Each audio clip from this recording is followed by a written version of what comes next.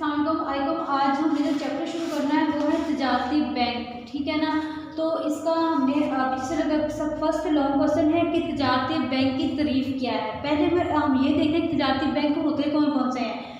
जैसे state bank of Pakistan और national bank, ये क्या कौन से बैंक हैं, हुकूमत के बैंक हैं। लेकिन जो तजारती बैंक है वो कौन कौन से हैं, जैसे एमसीबी बैंक हो गया, एचबीएल होगा, एपीएल हो गया। मतलब कि जो प्राइवेट बैंक है उन्हें हम तजारती बैंक कहेंगे, ठीक है। तो आपका जो फर्स्ट लॉन्ग क्वेश्चन है एज अ शॉर्ट क्वेश्चन भी है वो है कि तजारती बैंक की तारीफ और इसके प्राइस बयान करें, ठीक है।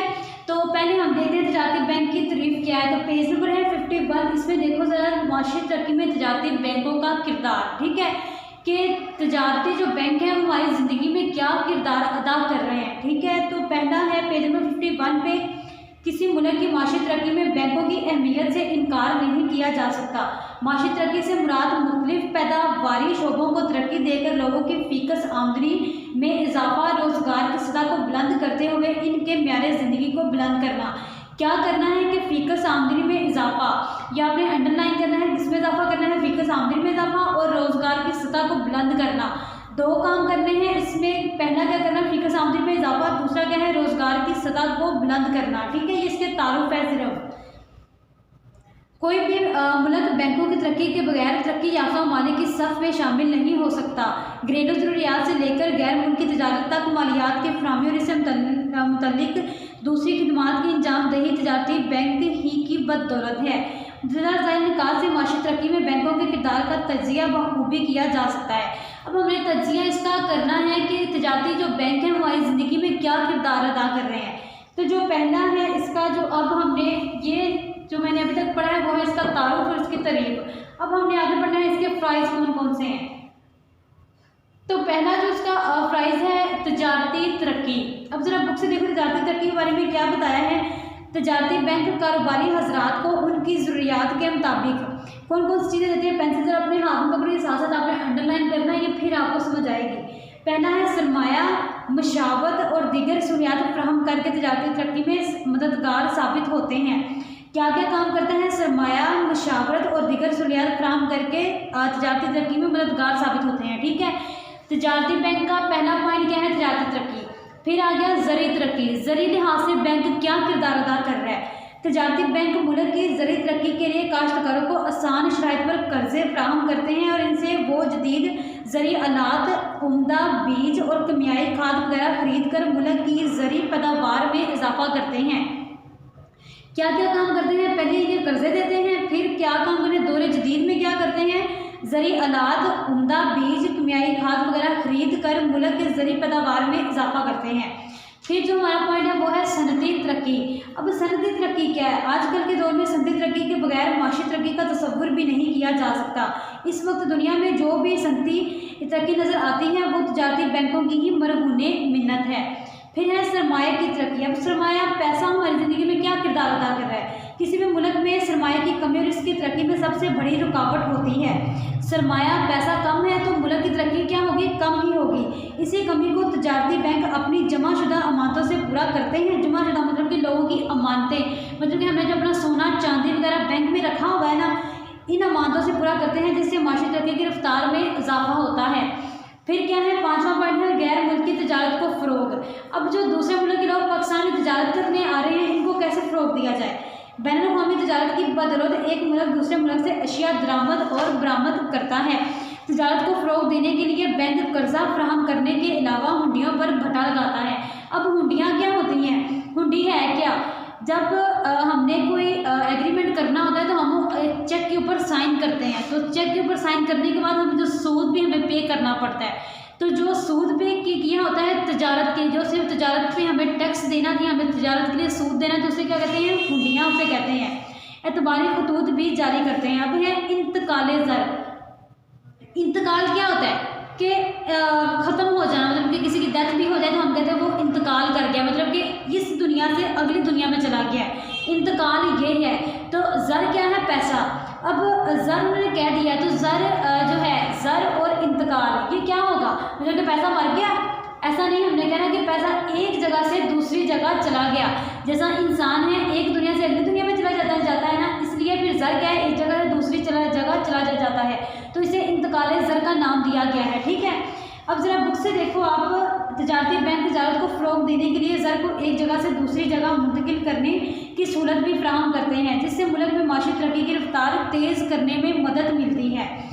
माशी तरक्की की रफ्तार कैसे होती है कि पैसा एक जगह से दूसरी जगह जा रहा है, पैसा हरकत कर रहा है। फिर है ज़्यादा पैदावार।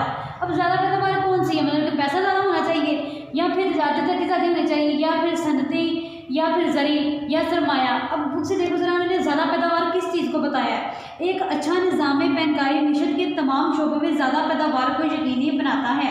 ज़्यादा पैदावार कौन कौन से, तजारती तरक्की ज़्यादा से ज़्यादा हो, ज़री तरक्की ज़्यादा से ज़्यादा हो, सनतें भी हो, पैसा भी ज़्यादा हो, तजारत भी मुल्क करे। तो ये क्या है, ज़्यादा पैदावार। हमने इन सब का टोटल बता देना। ठीक है, ज़्यादा पैदावार में ये मीशत के शोबे को मजबूत बनाकर पैदावारी सलाहियत को बढ़ाता है। फिर है ज़राए नकलो हमल की तरक्की। ज़राए नकलो हमल क्या है, एक जगह से दूसरी जगह जाना। इंतकाल ज़र मतलब कि पैसे का एक जगह से दूसरी जगह जाना, और ज़राए नकलो हमल का क्या है कि एक जगह से दूसरी जगह सफ़र करना। अब सफ़र करने के लिहाज से क्या बताएं, तजारती बैंक लोगों को बसें और ट्रकें वगैरह खरीदने के लिए कर्ज देते हैं, जिससे नकलो हमल की सहूलतों में इजाफा होता है और मुल्क की सनती तजारती पर खुशगवार असरात मरतब होते हैं। फिर है रकम और कीमती अशिया की हिफाजत। रकम और कीमती अशिया की हिफाजत, ये तरक्की आपने करना, ये गलत एंटर किया हुआ है, की हिफाजत। अब रकम भी और कीमती अशिया की हिफाजत कौन करता है, साफ ज़ाहिर है बैंक करता है। हम अपने पास चीज़ें अपनी महफूज करके नहीं रख सकते, तो हम कहाँ करते हैं, चीज़ें अपनी कहाँ दे देते हैं, बैंक में दे देते हैं। ये आपने ध्यान से लेक्चर ये सुनना है, इससे आपने ज़ाया नहीं करना। ये नहीं कि बस देख लिया सुन लिया मुझे आ गया, ऐसा नहीं होना। आपने इसे अच्छी तरह पढ़ना है, तो ये आपको समझ आना है। कारोबारी अदारों और कारोबारी अफराद के पास जो फालतू रकम होती है, वो इस रकम को बैंकों में जमा करवा देते हैं। इसी तरह इस रकम की हिफाजत भी हो जाती है। कारोबारी अदारे और दूसरे अदारों को बजरिया चेक अदायगियाँ बआसानी कर सकते हैं। नेज़ बैंक अपने ग्राहकों को कीमती अशिया की हिफाजत के लिए लॉकर्स की सर्विस भी फ्राहम करता है। क्या क्या बैंक करता है, उनकी अशिया की हिफाजत भी करता है, कर्जे भी देता है, और फिर क्या करता है, लॉकर्स भी देता है। किन को लॉकर देता है, जिनकी रकम और कीमती अशिया ज़्यादा होती हैं। फिर है बचत के रुझान में इजाफा। अब लोग बचतें कैसे करते हैं, तजारती बैंक अपनी कारोबारों के कारकर्दगी की तशहीर से लोगों में बचत और किफायती शारी का रुझान पैदा करते हैं। फिर यही बचतें पैदावारी कामों में लगाने के काम आती हैं। फिर है घर की तमीर। तजारती बैंक रहायशी, अब 11 जो पॉइंट है वो है घर की तमीर। बैंक घर की तमीर कर सकते हैं भला, इन्होंने पॉइंट में क्या बताया होगा, ज़रा देखो ज़रा बुक में। तजारती बैंक रहायशी सहूलत देने की गर्ज से लोगों को मकानात बनाने या खरीदने के लिए कर्ज फ्राहम करता है, जिससे काफ़ी हद तक रहायशी मुश्किलात दूर करने में मदद मिलती है। फिर जो आगे है हुकूमत की मदद।